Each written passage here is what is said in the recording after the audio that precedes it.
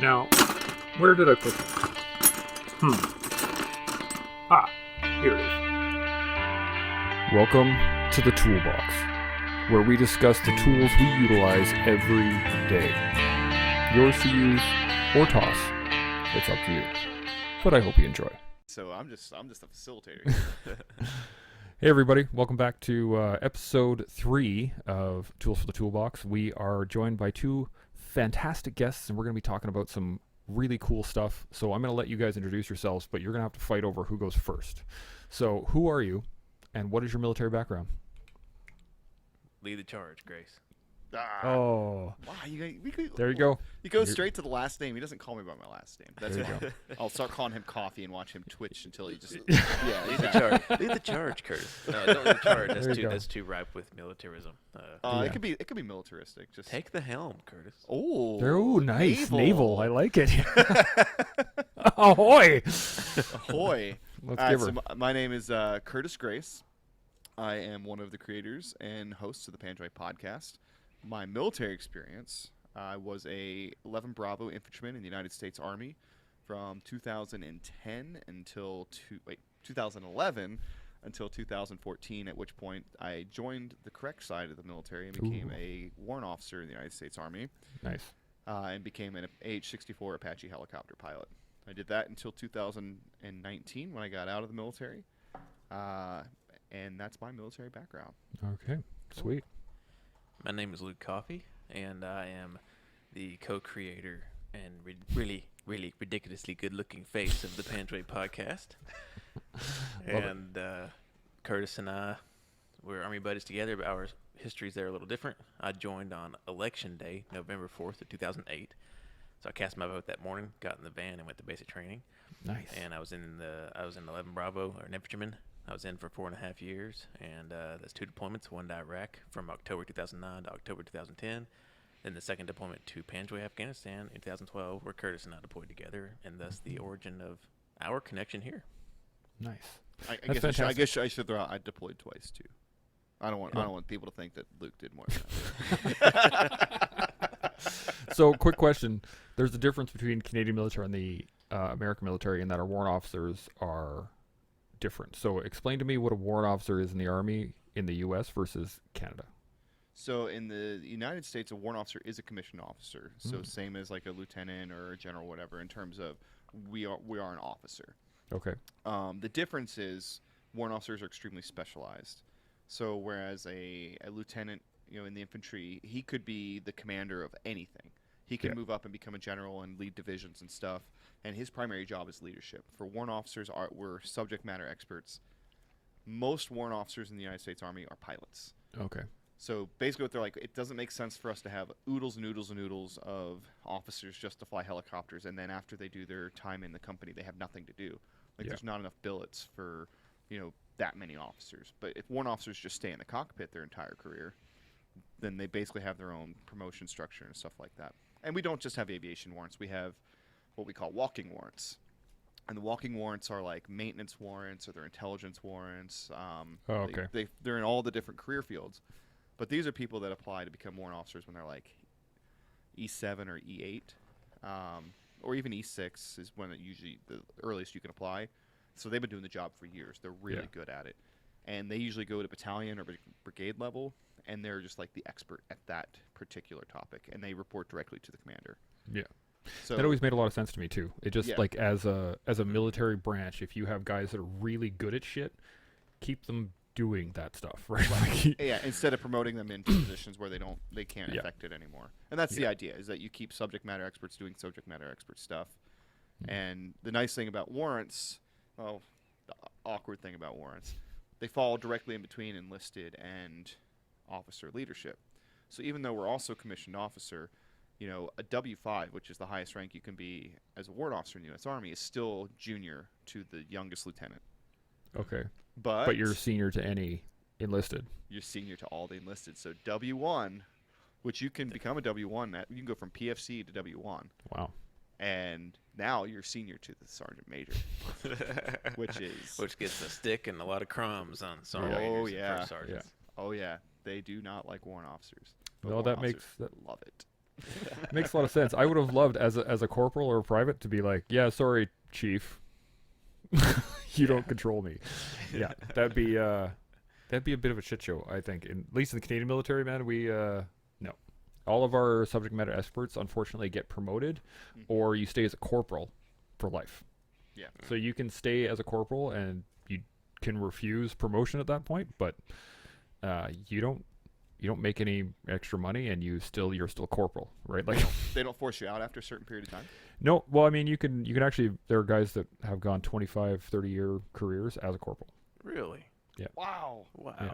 See, I've always And- thought that they should let us do that. They don't let you do that in the U.S. If you're like an E4 or an E5 and you don't promote after a certain period of time, You get booted.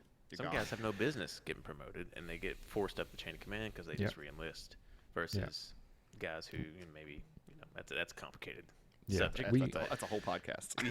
we have a whole nother issue on top of that, where is the guys that are really good as corporals usually stay in a job that's usually tech related. So you have like construction engineers who really? all they do is build, like they're working the wood shop all day long, and they're cool with that, and that's a good job for them, and they're fine. Yeah. And they're the maintainers who they fix tanks and they hang out, and they're just in the shop. They're not out in the field doing stupid shit, and those people stay corporals. But the problem is that the shitbirds, the guys that can't do the job, get promoted because they don't want them on the floor.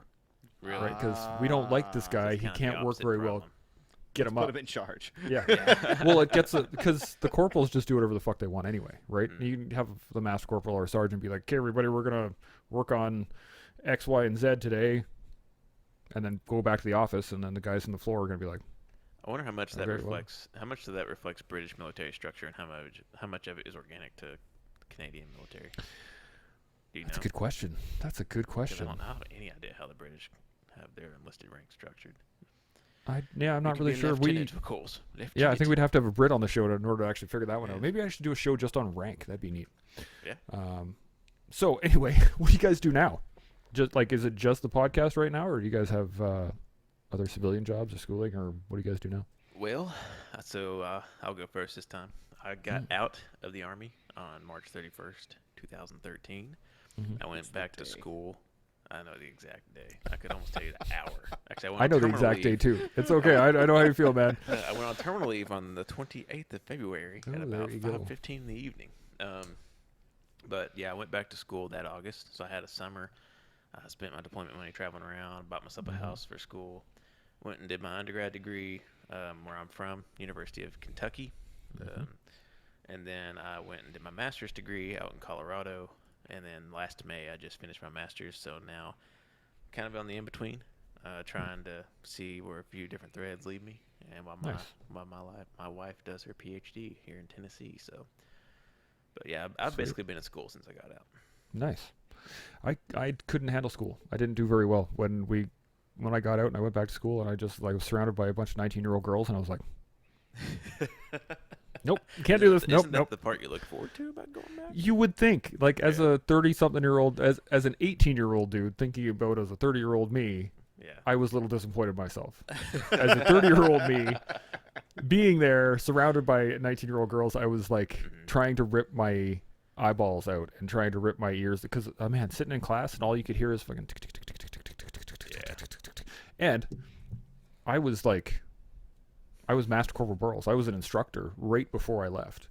So like that was in my mind, in my brain. I was just like, if we're gonna sit in classes, we should be sitting in classes, and we got to be able to like, guys, what are you doing? You're paying to be here. Why aren't you fuck it listening to up. class? Yeah, exactly, right? Get off of Facebook, close Yeah. the laptop, pay attention to the teacher. Exactly. And I was like losing my shit. See, So it didn't I, work out very well for me. But no, it's good, man. If you can, I if you can loved take it. it. Yeah, Nice. I loved it because I had complete and total freedom. You know. Oh yeah. I had complete and total agency over what I did with my time. Other than like the 15 hours a week I was sitting in a classroom, I could do whatever the hell I wanted, which is what Nice. I drastically missed when I was in the military. Yeah. So Yeah, I did not get that at all. How about you, Curtis? What are you doing right now? So I got out and I went straight and right now I'm being a little bit of a bum, but the path Curtis' to version getting of bum is there. getting a master's degree and owning real estate property, by the way. Yeah. That's I wouldn't call that being a bum, but all right. So I got out. I went and I worked in Amazon for a year working on their drone delivery program as a SME and as a drone pilot. Did that for a year and realized that it wasn't really the position that I wanted within a company like that. I wanted more of a senior, like a management position. Yeah. But I didn't really have the academic chops for that. I had been working on my degree the whole time I was in the Army. I was almost done. I was like, I'm just going to go to school full-time, wrap up my bachelor's, launch straight into an MBA. And I was like, well, if I'm going to go to school, I should go somewhere I want to be. I shouldn't be stuck in downtown Seattle. Yeah. So I was like, I looked at a lot of places. I had family in Alaska, so I moved to Alaska. Nice. So I'm doing my online MBA with Indiana University in Kelley School of Business. And I do own a couple investment properties up here. And I also have the podcast. So I stay fairly busy on personal projects. But for the most part, it's like Luke said, I'm just kind of enjoying the freedom to do whatever I want. And especially using an online program for my MBA has been Yeah, freedom is something you sorely miss from being in, right? Like when you are ready to get going and you're like, okay, I'm out of here, and then, man, we had, like, people can do anything. You could do anything. I can go out of state without requesting permission. Exactly, right? I don't need a piece of paper to tell me I can not be at work today. And it took me a while. I think I missed a test at one point, and I like massive depressive episode, just like, and I started missing classes, and then I was like, it was bad.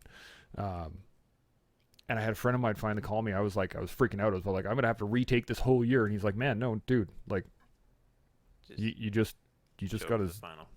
You're fine. Yeah, show up to the final. Do the friggin' thing. You're fine. And I was freaking out because I didn't know the subjects and I wasn't paying attention, like all these other things. And he finally looked at me. He's like, dude, C's get degrees.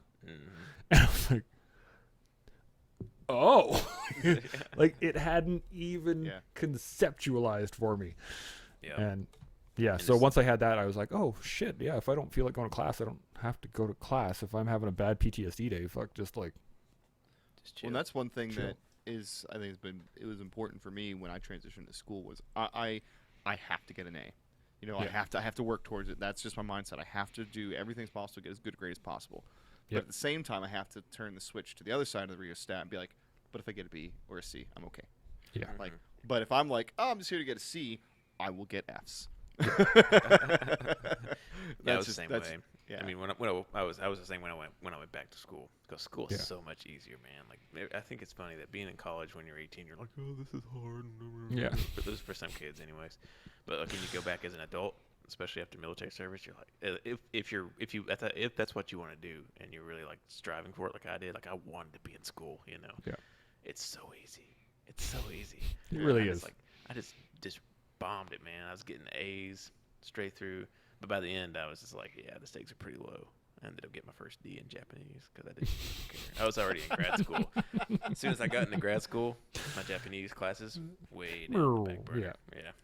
Well, that's actually a good point. Both Luke and I did college before we joined the military, and our underperformance in college, I think, played a significant role in our decisions to join the military. That's a nice way of putting it.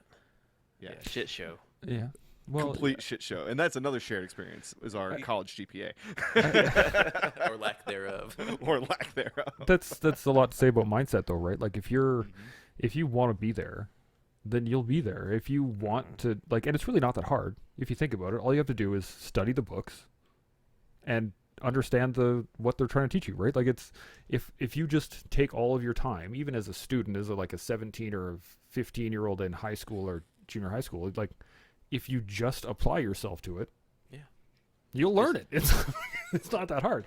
Well, I mean, that's always been my thing, is especially with undergrad and even like in a master's degree. And a master's degree here in the U.S., like you teach a little bit as well. Mm-hmm. You teach undergrad classes, so show up. And now, granted, there's different areas. So if you're like in physics or something, maybe it's different. But in the humanities, it was show up, do the work, show progress. Even just an inkling of progress, you're going to get an A. Yeah. Like it's easy. It really is. But you have to show up to class and do the work. Yeah. Well, that makes perfect sense. But I mean, like, the modicum, the lowest amount of effort you could put in a military class far exceeds what's required in a civilian classroom, right? Like, Maybe in the Canadian military. Could be, yeah, could be. We have, I don't know, when I was an instructor, man, I talk about stuff like explosive theory.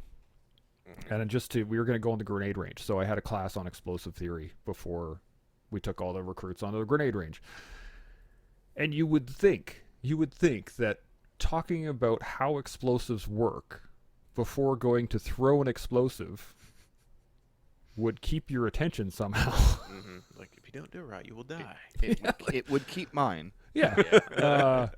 But, that's a little bit challenging sometimes for military people to follow. But, I mean, they're also stressed and they're tired and there's all these other things happening, right? And it's hard sometimes to focus. It's really hard to learn in that environment. Yeah. Like, when I think about basic training or even, like, Warrant Officer Candidate School or even flight school, when you're working really long days and you are stressed about graduating or stressed about your next PT test or especially in basic training when every aspect of your life is controlled, the one moment where you're not being yelled at is you're sitting in a classroom. Yep. Like you're just like all you're doing, you're trying to just enjoy not being yelled at. Yeah. And I think it's really hard to retain information.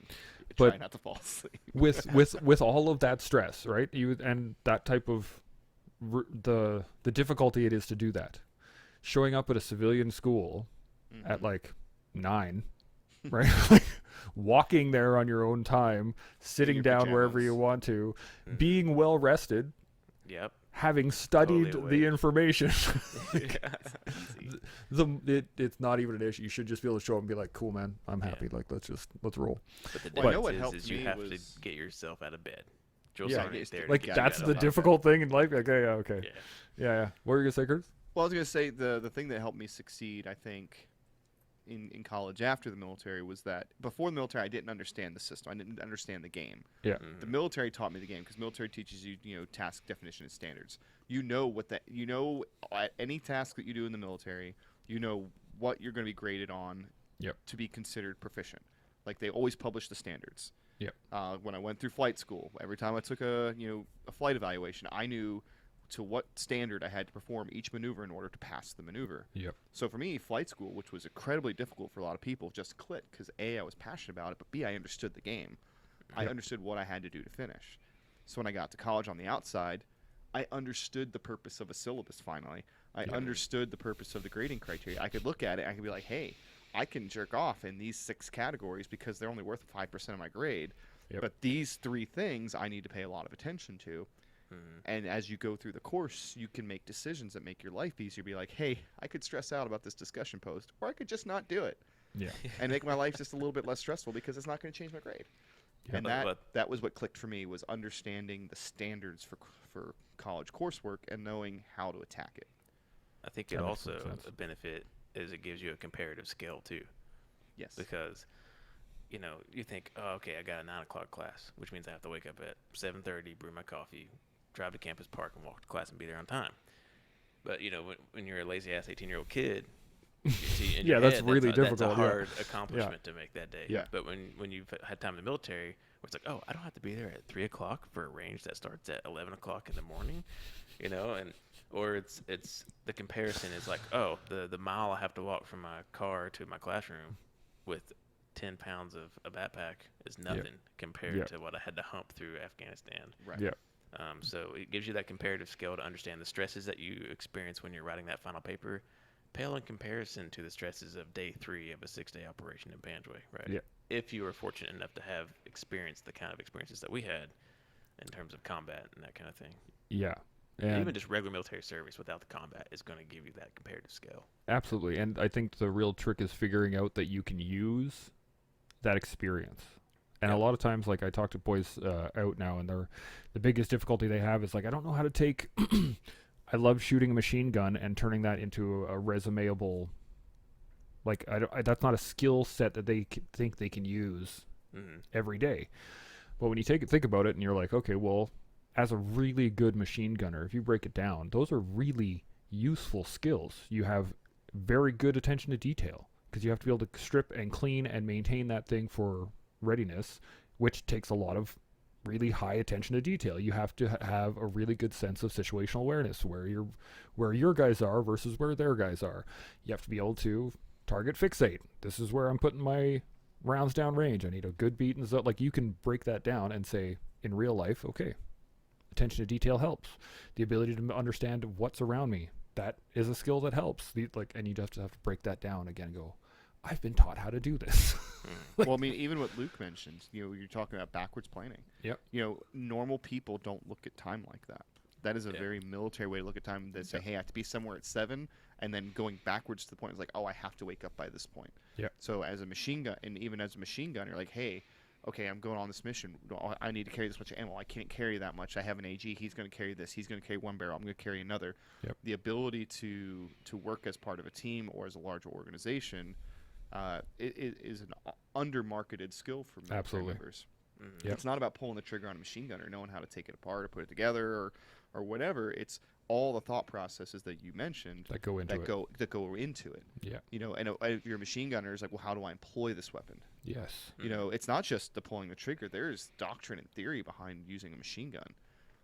There's doctrine and theory behind using an M4 too. It's just a little bit more, ape seek, bad guy, ape pull trigger. Yeah, but I mean, you can look at a skill set that you have, and instead of just looking at like I'm good at being a machine gunner, as you just said, backwards planning, you can take that one skill and break it apart, right? Mm-hmm. Usually machine gunners are, well, I guess here we do it the same way. Like if you take a C6, which is like a 240 Bravo for you guys, it's usually the biggest dude carrying it. Right, regardless of his. Maybe in the Canadian military. Yeah, okay. Well, in Canadian, it's usually the biggest guy I carrying. begin to see from our conversations, I think the Canadian military is a little bit more squared away. A little bit. Yeah.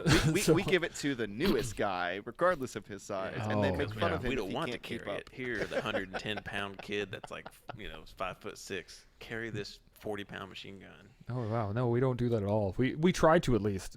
From my experiences, we try to make sure that the people that have the machine guns are the people that should have the machine guns, because we also we got taught very early, at least I did, as a C9 gunner. Or a SAW gunner for you guys. I make up 40% of the firepower of a section, me alone. And that's like, if shit goes down, everyone's going to depend on you as the machine gunner to make sure that you either have suppressive fire or it enables us to move, right? And so that's always if the C6, he's going to be the guy that knows how to use it the best. He's going to be the biggest dude so he can hump it and move it and utilize it effectively. And there's another skill that you can break down, right?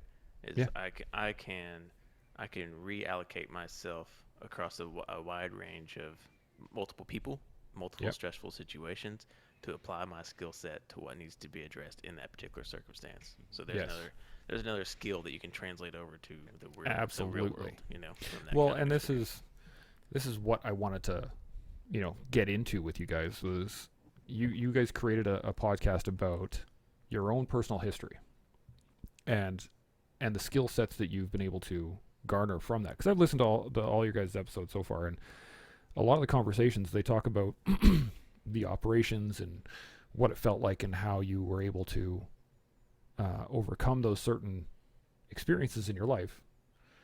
But then you also talk about how you apply them throughout your life, right? And that's a really important skill set to be able to have, because most dudes, when you go through a really traumatic experience, you don't want to talk about that.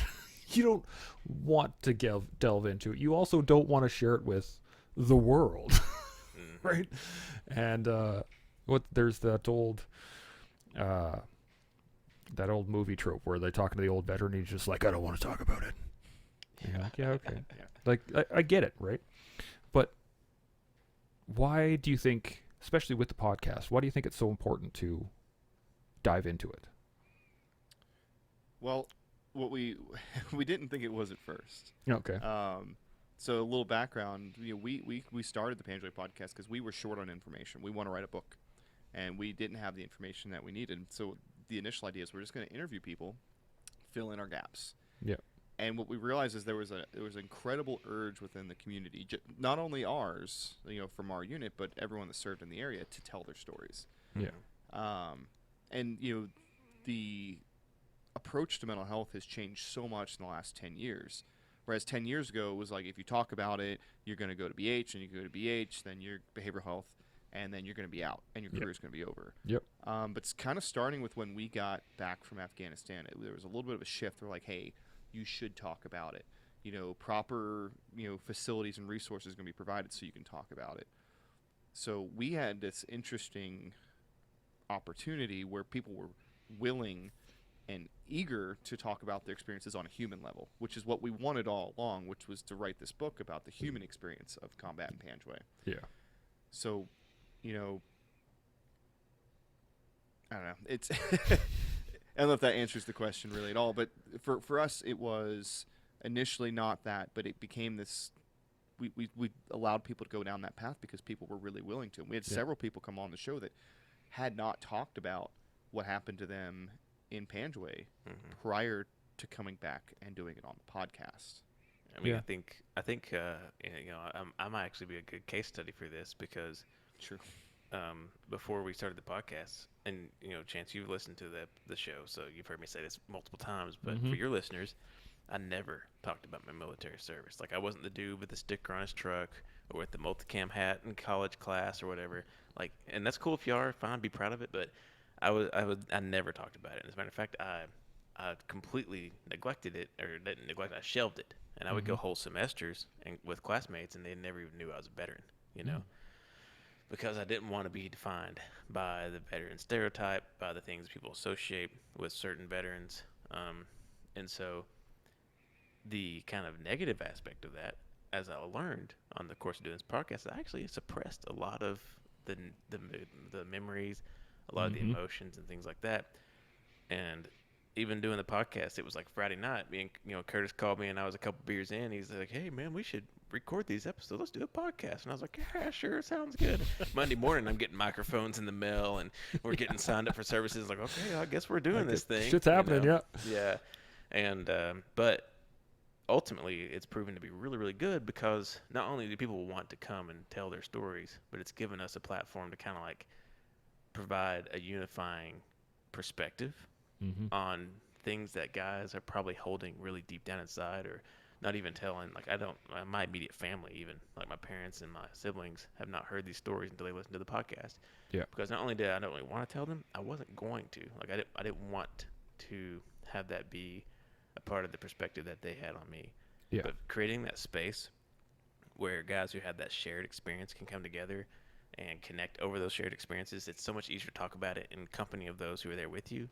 But having it recorded and out there for the world, as you said, is a good way to present it to people without it being so faceted to your identity, your individuality, your identity as a person, Yeah.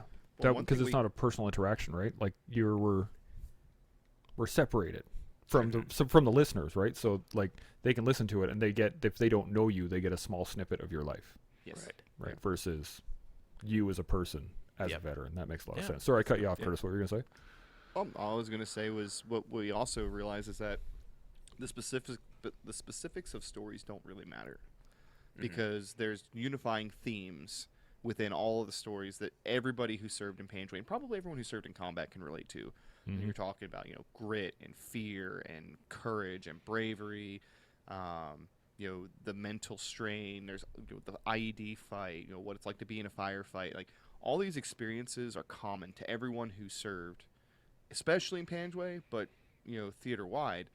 And for someone to tune in and they're like, I can relate to that. Yeah. Or especially if they're a Panjwai veteran, I can specifically relate to what it's like to walk in and out of a grape row, or what it's like to use a mine detector, or what it's like to see somebody get blown up. And it's really powerful for people, even if they never get a chance to come on the podcast themselves, to be able to latch on and attach to that experience and feel like they're not alone. Yeah. Yeah, that makes perfect sense. My granddad, he served in World War II as a combat engineer as well, and he never talked about the war. Never. And like, I knew that he served in the war as an engineer. That was it. That's all I knew. And I didn't even know what that meant until I was, in my late teens, when I could actually look it up and go, oh, that's what it was. But for 70 plus years, not one. There random little stories would pop out when he was talking with somebody else, right? That was what I learned from my mom living. That was when she grew up. And when I came back from Afghanistan, I sat down beside him one day, and I just I had just gotten back. I sat down. He looked at me, and he gave me like a little nod, like a yep. And I gave him a little nod, Yeah. and like we finally saw each other as warriors, right? Like we both knew exactly what we've been through, and yeah, Well, your grandfather became your peer. Yeah, Became exactly. your equal, and that's a really unique Yes, relationship. absolutely. And unfortunately, we didn't have very long as peers, right, as equals to talk about it. But I realized in that moment, I was like, he has been waiting for a peer to talk to for 76 years, like just, and never talked about it. And I was like, I'm not going to be that person. Yeah. I can't do that. And that, that helped me start the podcast. That helped me start talking about my own issues, because fuck that. I mean, and that's an area where our generation of veterans are very fortunate, because Yes. we're returning to a cultural zeitgeist that not only people want to hear it, like they're curious and they kind of want to have that understanding, but we have access to this vast range of media and everything to find the spaces to express that. Yeah. Be it in a blog post, be it in a book, be it on podcast or whatever. We also have a kind of like a more receptive audience versus World War II. Those guys come back, everything they saw was so horrendous. Yeah. And then I feel like the national mentality was like, pick up, move on, get to the next thing, work hard, push into the job. And it's like, pave it all over, pretend like it was normal, which probably led to a generation of alcoholics and wife beaters. Yeah, absolutely. And then their kids went to Vietnam. Yep. And when they came back, not only did they not want to hear it, but they were ostracized and demonized for actions beyond their control. Yeah, And because so- it not only that, it also it reminded that generation of what their parents did, Yeah. right? So Yeah. they grew up in that, like, straight up, those guys came back with PTSD almost across the board. There are some really high efficient or high, what's the word for it? They like Functioning? high functioning. There we go. Thank you. There were lots of high functioning guys, but if you were over there and you saw that shit, man, that changes you. Yeah. Period. Yeah. And so yeah, you have an entire generation who grew up with parents who were not 100% there, and no one talked about it. Yeah. And then so like they watch their kids go, or they go and they come back, and that just reminds them of their parents, and that like it just, you have an entire psychological like grinder at that point, just trying to figure out how to do shit. Well, I And mean, we're even up fortunate until the until latter recently. portion of the War on Terror. Yeah. I mean, we don't have a veteran suicide epidemic for no reason. Yeah. People saw and did terrible shit, and they, up until the last, like I said, 8 to 10 years, it has been highly discouraged to talk about it. Yeah. And it's taken a long time to shift the culture. Maybe people are talking too much about it at some point, but it took a long time to get veterans to come around to it. It's okay to talk about your experiences, and it don't have to tell your family. There's mental health. VA. There was a statistic that came out on our podcast that still blows me away, and it was that. And Luke, correct me if I mess this up, but the biggest employer of social workers in the United States is the Department of Veteran Affairs. Yeah. It was a crazy percentage. It was like It was 70% crazy. or something, something crazy like that. Yeah. But the largest employer of social workers in the United States is the Department of Veteran Affairs. Makes sense. So the systems are in place, and finally veterans are coming around to using them. I had to convince myself that I had to use it while I was still in, and it ended my career. But I had to do it, because if I didn't go and I didn't fix what was wrong, I was a liability to every single person that got into the aircraft with me. Yep. 5-10 years ago, I would not have had the maturity to make that decision. Yeah. And you may not have had the framework around you to absorb that decision either. Yeah. Or even if I Because- had the maturity and the framework, I would have been terrified of making it. Yeah. Because I'm like, if I do this, I'm going to be ostracized. I'm going to be an outcast. I'm going to be treated like shit. And none of that happened. Everyone's like, totally got it. We totally understand. This is a normal thing. And when it came down to the point of not being able to fly ever again, that sucked. But it was something I was able to make peace with because didn't have all these other exterior stressors tell me that I was a piece of shit. Yeah. You know, I could reason with that decision on my own. That makes perfect sense because like when I left the engineer regiment and I went to Meaford as a instructor, all the issues that I was having that at the time I was blaming on the regiment, right? Like I was like, that's horrible leadership and these guys are just fucking with me and blah, blah, blah. And like I would wake up and dread going into work every day, right? Like I did not want to be there and it was horrible and blah, blah, blah. And so when I left for Meaford, I thought, oh, sweet.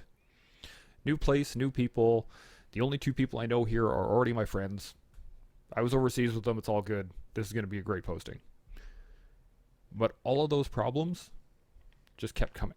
Like I got there and I still couldn't sleep, and I didn't want to hang out with people, and like and then finally I was talking to my wife, and she was like, I said, I'm still having trouble sleeping here, and she's like, well, maybe you should go see somebody about it. Like maybe it's just a sleep issue. Yeah. And at the time, I think I was like getting maybe 4 hours a night. Maybe. That's rough. And like a broken sleep where I'd be down for a bit and then up for a bit. It was bad. But then I went in and I was just like, yeah, hey, I'm here to talk to somebody about my sleep. I'm not really sleeping through the night. And they're like, oh, okay, well, yeah, come talk. We'll work it out and blah, blah, blah. Here's your next appointment and so on and so forth. And then I remember leaving that appointment and the guy was like, the guy I was talking to was like, I just want to let you know that I really applaud your bravery. And I'm like, what? What are you talking about? And he's like, well, it takes a lot to come in and actually talk to somebody. And I was like, I just thought it was like a sleep problem, man. I don't know what you're talking about. And then, yeah, a little bit later on, I got diagnosed PTSD and depression and all these other things while I was still in and working. And it's contagious. Yeah.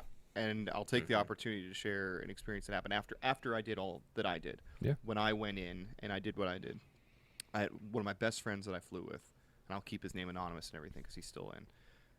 He had several of the similar experiences that I had. Previous deployment to Afghanistan, saw terrible stuff, but one of the best attack helicopter pilots in the Army, just an absolute killer. Mm-hmm. And we flew together a lot and we worked together a lot. And when I went down, I brought myself down because I was having issues relating to a helicopter crash that I'd had. My first flight back up after 6 months of being grounded was with him. Right. And we were flying around, and we were talking. He's like, I've been having issues too, this, and this. And he was clearly distracted, and he was having issues as well on that flight. Yeah. And when we terminated the flight early because he was just not in the right headspace, and then he did the same thing. He brought himself down. Yeah. But the difference was he did that, because he knew that he wouldn't be ostracized. He knew he wouldn't be demonized. He knew that it would be okay, that the command was going to support him because he just watched it all happen to me. Yep. And then he went a different path, and he was able to get back up. And he is still flying attack helicopters in the United States Army, and it has not hindered his career whatsoever. In fact, he got it, moved on to an awesome job. Yeah. That, a lot of people would tell you that if you would self-grounded yourself for post-traumatic stress, you would never get that job. Yeah. And he's there. And so just to anybody that's listening that's still active duty in either of the forces, it's not going to end your career if you do it right. If you self-report and you go and you get help and you tell them, I still want to do this job. I still want to fight for it. It wasn't easy. He had to go through, months and months and months of evaluations and waivers and all kinds of stuff, but he's back 100% as if it never happened, and he's happier, healthier, and safer. Yeah. And it's just putting the work in, right? Like you have to be willing to put the work in, and you have to work on it. That's the hardest part. You work on yourself, right? Like that's not fun. And you're absolutely right in like, if you step forward, it's the same thing with like alcohol too. So if I was to walk into my CO's office and be like, I'm having a drinking problem, they'd be like, Roger that. We'll set you up with a detox program and we'll send you off, and like that. That's how it works in the Canadian Army. If you actually come in and say, hey, this is what's happening, they'll be like, cool, no problem. You'll go over there, you'll push that way, blah, blah, and everybody around you goes like, man, fucking solid. Good on him. Like, good job. And now, like when I was in at the beginning of 06, it was still very much like you don't talk to people, right? No, that doesn't happen. And by the time I got out in 13 or 14, it like didn't matter. If you need to talk to somebody, go talk to somebody. It was that easy. And I really think it comes from the experience, right? You have people who you watch them fail. You watch the alcoholic crash his car or get a DUI or something like that, and then it fucks his career completely. You're toast, right? Mm-hmm. Or someone who has a PTSD episode and attempts suicide, you're done, right? Regardless. Or has a lash out at his wife or something like that. Again, like these are career enders when you break. But if you come forward ahead of time and you say, "Hey man, I'm having an issue." Cool, man. Docs are over there. Sort yourself out. Take the time, right?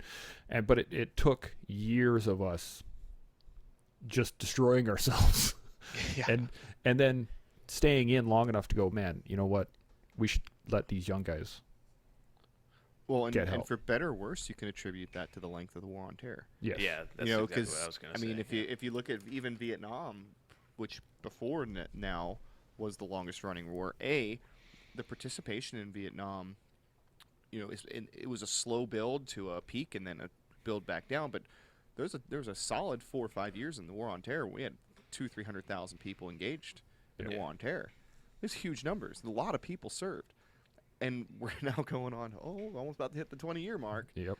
And, it's common for the U.S. at least, when we finish a war, we forget about it. Yep. Like, we downsize the military. We're getting rid of all the people we don't need anyway, so they're not a problem anymore.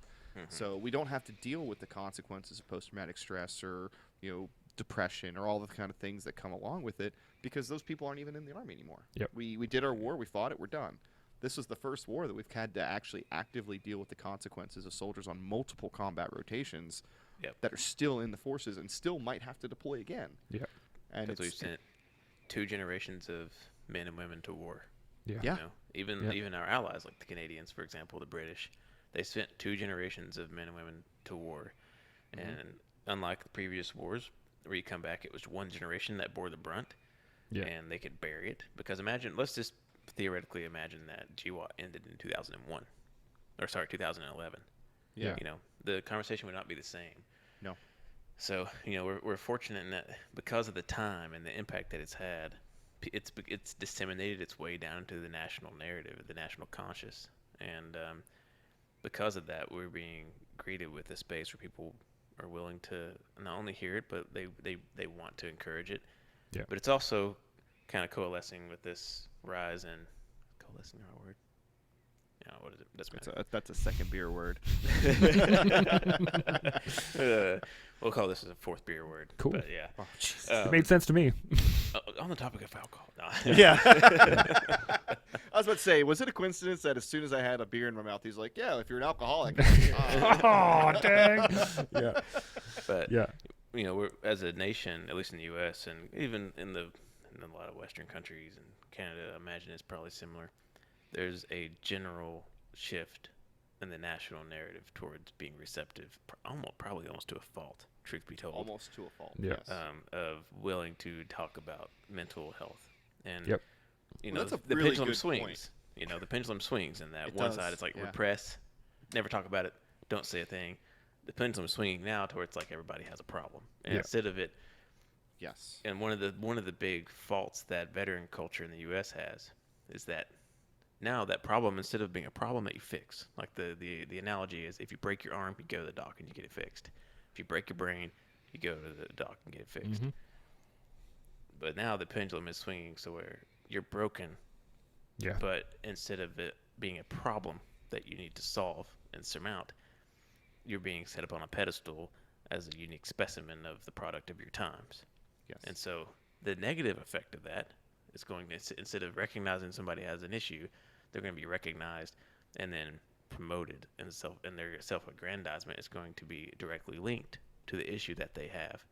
So instead of being like, I think I've got PTSD, I need to go to the docs and fix it, it's like, I've got PTSD because I'm a combat veteran. Yeah. No shit, there I was, and like, don't fuck with me, man. Or I've seen some shit. Yeah. And it's like, dude, no. It's true. You got to be cool about it. You got to be willing to navigate as a problem and not an identity. Yeah, Yes. absolutely. Well, that's the difference between like war porn versus war stories, right? Like when I first got out and people were like, what was the army like? And you're like, I don't know. It's like a job. Like you don't really see it as anything special. And then people would, the average citizen, when they hear you've been to Afghanistan, especially here in Canada, it was like, because it was the national story for the entire time we were there. And it actually, there's one point I was listening to the radio and one of the people was like, we've lost so many people now in Afghanistan that I'm just starting to get numb to it. And I got really upset and I was just like, you son of a, like, how dare you, right? These are all personal fucking, but I realized that it had been in the news so long that it became normal to hear about losses on the news, right? And as you said, the culture shifted to our boys are in combat, people are dying, okay, now they're coming home, okay, they're broken, now we need to we have to help them, we have to do everything for them. And then you get people who will walk around doing that, chest puffed out, I'm a fucking combat veteran, fucking you better listen to me because I'm a combat veteran. And it's like, well, that guy was an idiot when he was in, vet right? bros. Vet bros, exactly, bros. yeah. Vet bros. Yeah, and fuck vet bros. well, but that's Is this an F word podcast? oh yeah. Okay. Oh, yeah. Fuck yes, actually. But yeah, so the that concept though, right, of like changing from war porn to war stories, where when I was first out, people would ask me like, hey, "Did you kill anybody?" Right, and I'd be like, "Why? Like, what do you want to know?" But that's what people wanted to hear initially, right? Because it was new and like, oh my God, there's people and they're fighting and so on and so forth. And then it slowly got to the point where, okay, you know what? Let's just, let's hear about the funny stories and let's hear about the good times, because the people that wanted to talk shit, they would talk shit versus. So I've got a couple anecdotes for you on that. Give her, man. Oh man. One. Fourth beer anecdote. Oh yeah, we're getting into it now. So the other day I saw a CIB on a truck. Oh wow. And it was literally across the entire back windshield. Yes. Yeah. And Combat infantryman. it's combat infantry badge. And when I saw that, when I see shit like that, and maybe once again it's a comparative scale. The first thing I think in regards to war porn, it's like, oh, that guy has been in like 2 firefights. It's like he went to Afghanistan. And he took one walk around somewhere in Kandahar or up in the mountains, and his PSD convoy got an RPG shot at it, and now he's fucking walking around with that on his chest. CIB, Proud. oh yeah. Yeah. And so I think, there's this like me culture, this like, look at me, look how special I am, look at what I did because it's different than what you've done. And, literally wearing it on the sleeve like that, to me, it indicates insecurity.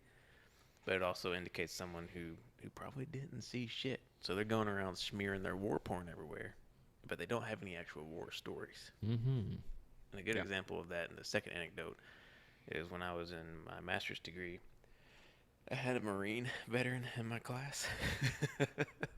And this dude was a Marine to the T. He still had the freaking jar-haired haircut, and he was all jacked up, and he had all of his crap. And so it was about halfway through the semester. I was his TA, so I taught a little bit in that class. And it's like, hey, dude, it's like, what'd you do in the Marines? Like, oh, I was whatever the 240 machine gunner MOS is, or whatever the Marine version of that is. I was like, oh, that's cool. And I was like, did you ever deploy? Or he was like, oh yeah, I deployed. And this guy was always full of stories. Yeah. And I'm like, oh, where'd you go? He's like, oh, I went to Saudi Arabia. Aw, bro. And so I was like, oh, that's cool, man. Did you see anything interesting? I was telling him to be a piece of shit, honestly. I was definitely leading him on. And anyways, point is, this guy was always war porning it. Veterans Day rolls around. It's about 3 weeks out from the end of class. Oh no. And I showed up, and my one tradition that I let myself do is I have a little tiny CIB lapel pin that I wear on a jacket, and I wear on Veterans Day and on like graduations and stuff, because that's what got me through school. That's what laid the foundation for me to succeed in school. So that was my way of paying respect and homage to that. So I just walked into class and I had that little tiny CIB pen on, and this dude was like, "Oh, fuck!" He knew he had fucked up, by telling that's bullshit it's war an stories to excellent everybody point. in the class. Yeah. So there's two things that I've always noticed about when you talk about war stories. One, the more they tell, the less authentic. Yeah. So if it is extremely detailed and they tell all kinds of stories, most likely, now there's some people that are storytellers and that's fine. Like, and sometimes they have great stories, but most of the time, the more you tell, the less honest it is. Mm-hmm. And the other thing is the detail, the level of detail. Like, warriors don't tell story about gore or about, like, unless they're within their core friends. Yeah. Yeah. Like, oh, remember that time that guy's head got blown off? Yeah. You tell that story to, like, 3 people, like, when you're about 7 beers deep. But you don't tell it in the classroom. You don't tell it at the cafeteria at school. And if you are, you never saw it because there's no way that you would ever feel like that was the appropriate venue to tell that story. Yeah. Mm-hmm. So those are always the 2 red flags to me. And that would be the difference to me between a war porn and war stories is when you're talking about gore or shock factor or, you're trying to impress somebody. It's like, oh, yeah, there was an H-64 just blowing people away. It's cool. No bigs. So I'm guilty, I guess. No, but But, you're right though. Like when you're surrounded by your brothers and you're surrounded by the guys that have been there, that have chewed the same dirt, that know what it was like, then the stories get more in detail because you know what I'm talking about, right? Yeah. But if I'm talking to a civilian or somebody who wasn't there, and we talk about the dust, right? They don't know, and as much as I can say, oh, it's like talcum powder, and they're like, what? But how? The average person can't take talcum powder and put it on the ground, put it on everything, right? Like that. Just but for you and I, when I say the dust, what the dust is, right? Yeah, like exactly it's a sense of connection for us. Yeah. Mm-hmm. Like we can understand. It's a mutually understood term. It's a feeling expression. Mm-hmm. But if you're trying to tell a story, a bullshit story to civilians and trying to get them to, agree with you or think you're cool, you have to relate it to something that they can relate to. Exactly. Which would be a movie or a TV show or a book or something that's just shock factor. Yeah. So you have to make the story something that it's not in order to connect with civilians. Yeah. Or you just don't tell the story at all. Absolutely. Well, I would always, when people would ask me what Afghanistan was like, I would say it was hot. And they were like, what do you mean, right? But anybody that's been there, they're like, oh, yeah, it was so fucking hot, right? Like everybody knows how hot it was there. And then even when I say, I have a picture on my phone of, it was 59.4 degrees Celsius outside, which is, I think, like 125, something like that. Like it was fucking, and that's not even the hottest day we had there. That was just the one I happened to see on a thermometer, right? Right. Or when a Fufak would tell me that we were sitting in the shade, and he'd be like, "Man, did you know it's 55 degrees in the shade right now?" And you're like, "Fuck you, man! Like, don't tell me that shit." I thought I felt comfortable. Yeah, exactly. I was actually comfortable a second ago, but the average person doesn't know that, and I think when you tell them that you were in Panjwai, and not only was it that hot, but it was that humid. Oh God, man! It was green everywhere. And that's what really throws people off when you talk about Afghanistan. Or talk about Panjwai, because they think deserts and they think the Korangal, they think mountains and snow-capped peaks, where it's or Iraq, where it's right, or the Registan Desert. Yeah. But what they don't expect is like, we're wading through canals, we're jumping up through orchards, and we're walking through grape rows, and we're running through like marijuana fields. They're like, in Afghanistan? Yeah. It's like, yes, in Afghanistan. Yeah, and then when they're like a field of marijuana, and they're like, really? Like a field? And they're like, yeah, like a 100 meter by 400 meter square Like field. an Like a acre of 30-acre marijuana. field. Of just pot. And like 9-10 foot stalks. Like, no problem. Yet they're Buds the size of your fist. yes, exactly. Like, I have, I showed you guys that picture the other day of my lab and me just in that field. We drove into that field. The lab disappeared. The only thing that was up was the RWS, the machine gun on top. That was it. And I was like, this is the best camouflage I think Canada's ever had right now. we got a similar picture. I'll have to dig it out of a Matt V doing the same thing. Nice. The difference is Matt V's are a lot taller.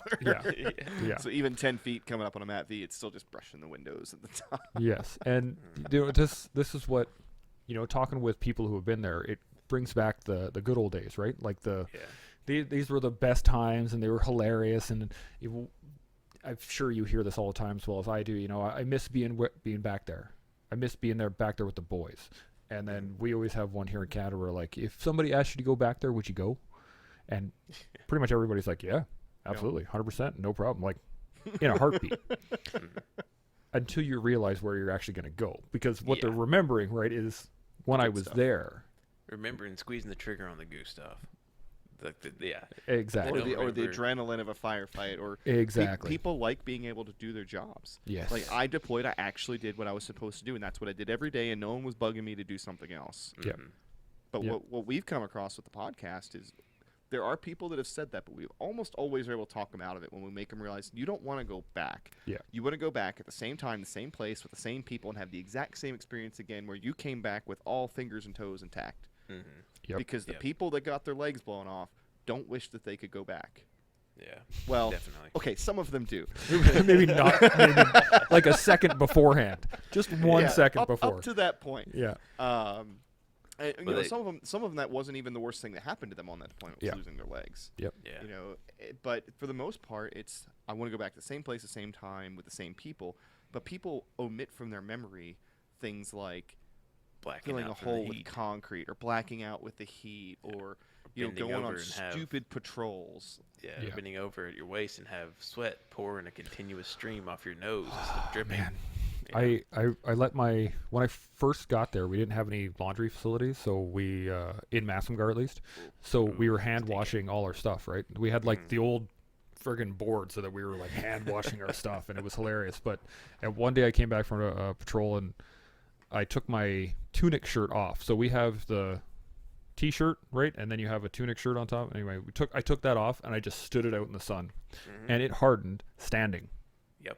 With that much sweat, and I was just like, that is disgusting. And that's why people think, like, so I got one word for you. People say that they want to go back. I've got one word for you that'll make you not want to go back. Shoulders. Think about how much your shoulders burned, man. Like, think about that feeling of the plate carrier, the ruck, the just weapon, the right here, digging right it. And the center of your back, right between your shoulder blades, right behind you. Right there. It's making my back hurt right now just thinking about it. Yeah, it's like shoulders. You come back and you take your kid off, and there's a freaking like bruise. Yep. Where all that weight's carried on your shoulders. I don't want to go back to that. Yeah. And I do know. Maybe. Yeah, right. there are contingencies in which I would go back, but all of them involve Apache helicopter support. But it's a good way to do it. That's pretty much the only way to do it, really. Apaches and t-shirts. Yeah. Apaches and t-shirts. Yeah, that Apache, a t-shirt in an Apache. Ooh. Or maybe like the muscle shirt with just like with an Apache on it while flying the Apache. No? Ooh, okay, now you got like that's pretty sweet, right? Anyway, I mean, but people miss the exact experience because there were a lot of positives about the experience. Yeah. You know, the adrenaline rush was fun, and the camaraderie that you develop with people that you were fighting next to every single day, you can't replace it. Yeah. And a good firefight. A good firefight. Yeah, nobody gets hurt. Yeah. And no one like, gets you hurt. find out, like you hear later on, you fucked up a couple of Taliban. Like, that's a good day. Fuck the race, you know, man. it's Yeah, a exactly. good Yeah. firefight. That's a good day. Yeah. Now, all things being equal, if I could go back to Afghanistan and fly the Apache, 100%. Yeah, if I could fly an Apache back there, I'd be all over that too. That is a different experience. That I do look back fondly on because that was the most fun 8 months of my life. Yeah. Being deployed as a Apache pilot, but as a grunt, you could not pay me to go back and walk around Spurwangar again.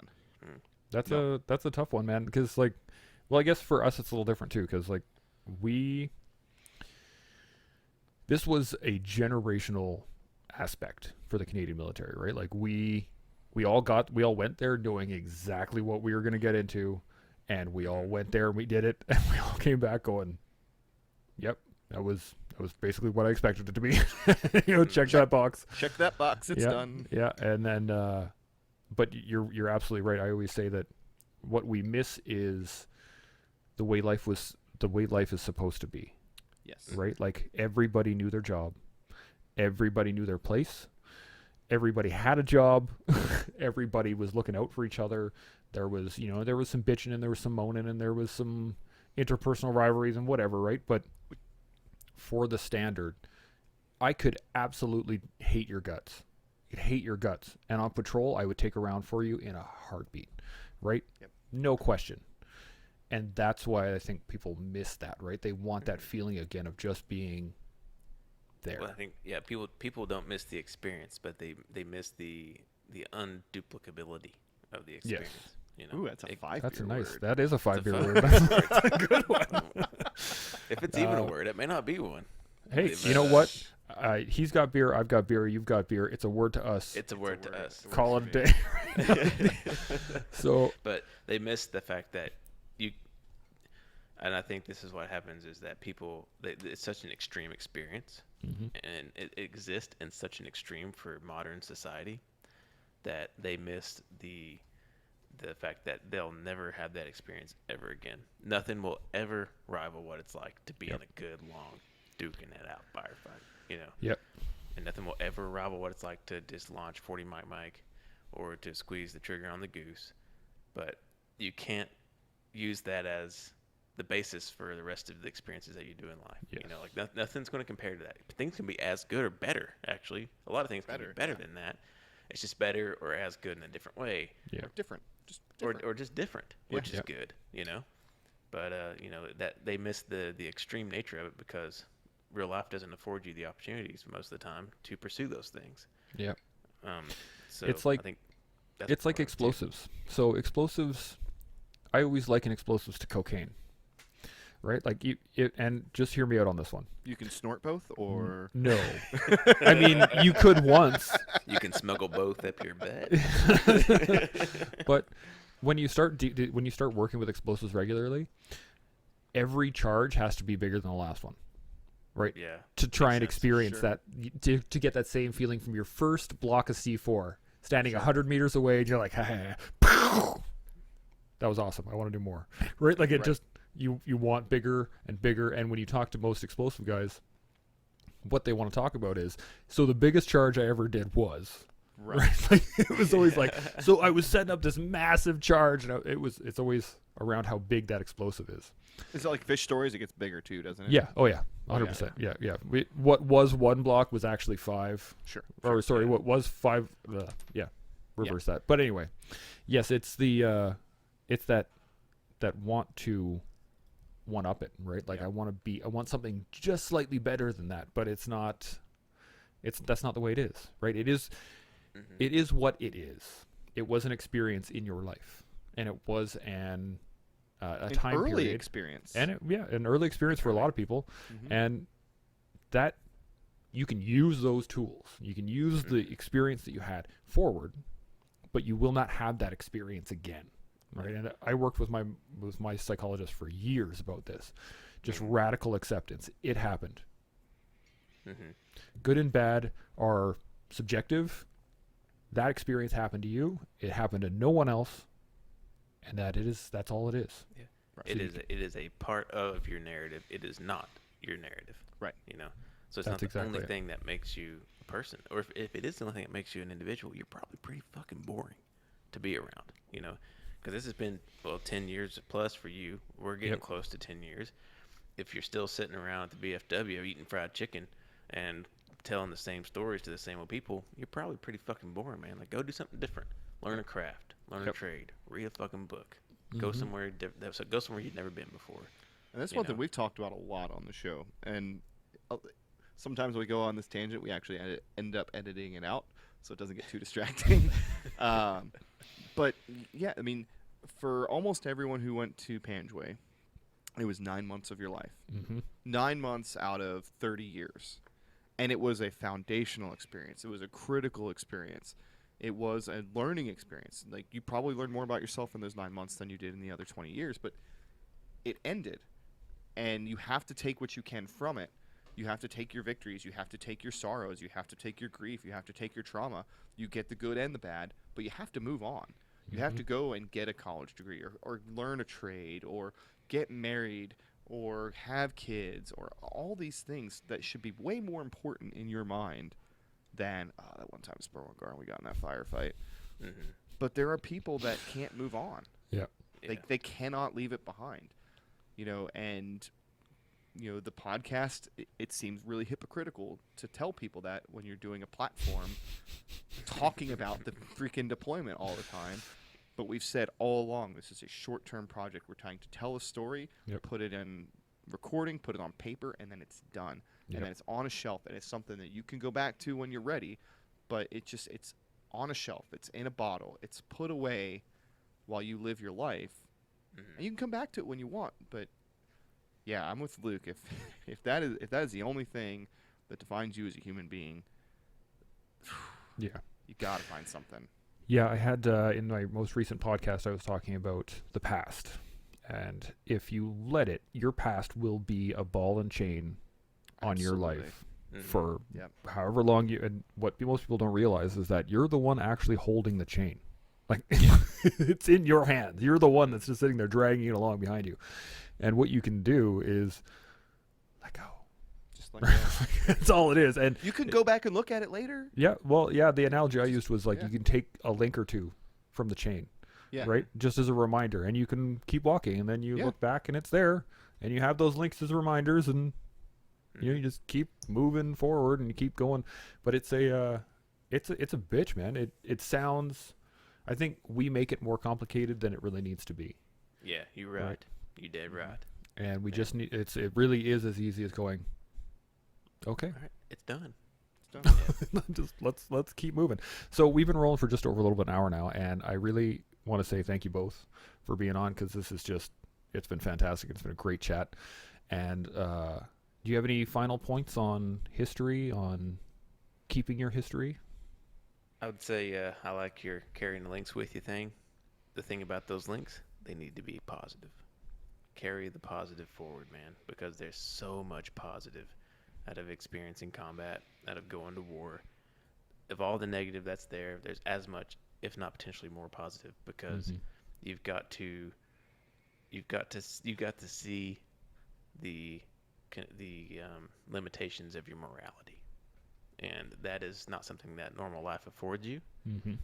And so, or sorry, did I say morality? I meant mortality. You did. My bad. Okay, I was wondering where you were going with morality works well, though. I mean, morality as well. But both, yes. I'm going to rephrase that. Edit this out. Make me sound better. Nope. You get to see the limitations of your mortality. Yeah.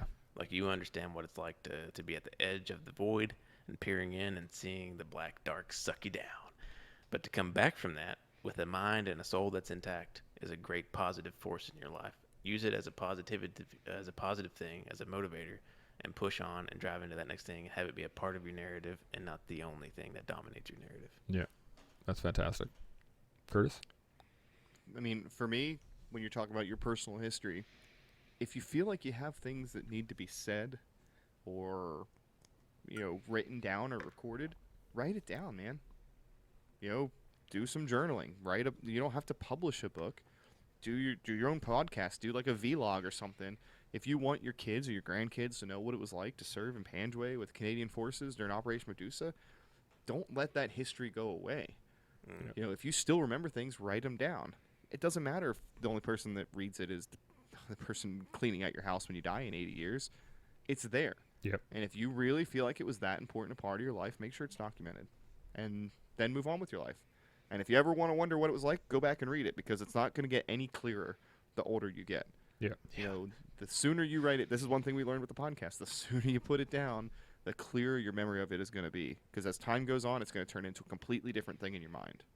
That's all I got. That's so true. I got a really good buddy of mine who does, he's up here in Canada. He just drives around interviewing veterans. That's all he does. And he talks to some of the old boys, all the World War II and the Korea vets, and he's like, so, I really wish I could have gotten to you earlier, but this is where we're at. Yeah. So let's get the story.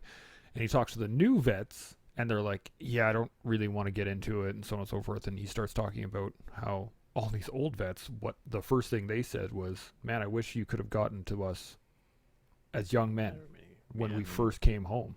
Right. And the memories and fresh. All the new guys are like, oh, yeah, no, that makes perfect sense. I guess maybe I will talk about it. But that's 100% right. So if anybody wants to follow you two, social media-wise, how would they do that? Well, all right. So that's easy. So on Facebook and Instagram, we're the Panjwai Podcast, just spelled out. I'm sure that Panjwai spells perfect, just the way it sounds. Oh man. that is a contentious topic in the Panjwai community. Yeah, the yeah. proper U.S. spelling military of way of spelling. the U.S. military way is Panjwai. WAI. Yeah. There are other spellings, but actually, I think if you even Google the wrong spelling, you should be able to find us. Pretty much, There's not very many of us out there. Panjwai Podcast on Instagram and Facebook. If you get on iTunes, Spotify, anything like that, you can find us just by Googling the name of the podcast. I'm sure Chance will be generous enough to include a link in the show notes. Oh, yes. And yeah, I mean, we're very easy to find. We're a unique name, so there's not too many Panjwai podcasts out there. And by that, I mean there's just one. It's us. No bigs. We're the only show in town. No big deal. Yeah.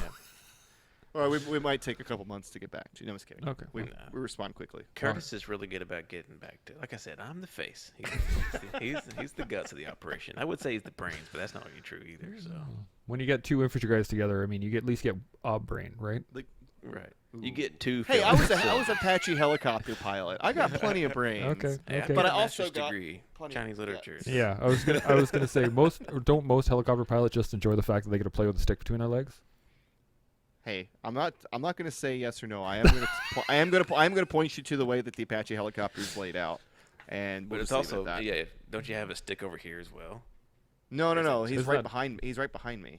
Yeah. No, there you go. Kind of Yeah. like we're No, I'm thinking, basically. is there two sticks on the Apache? One stick's in one hand, the other hand's on. There is always a stick in one hand. That is true. Okay. Yeah. Well, And again. and to close this out, this got really gay. Yeah, awesome. This is the way it is, man. I love it. So again, thank you guys very much. I really can't thank you enough for being on here. This is great, and I think there's a lot of good information that we just went over to help really anybody that's listening. So really, Thanks, man. thank you very much. We appreciate it. And Yeah, thanks, man. part two at some point in the near future, maybe. Part 2 coming soon.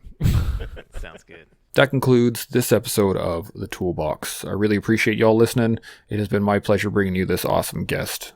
If you like what you heard, please like, share, subscribe, and do all that awesome stuff. And I hope you can use some of the information that was offered. To all those putting on the line every day, first responders, military, veterans, civil servants, you guys are keeping us safe and keeping the country running. I really appreciate y'all. Hope to see you next time. Till then, stay open, stay humble, and stay focused. Shimo.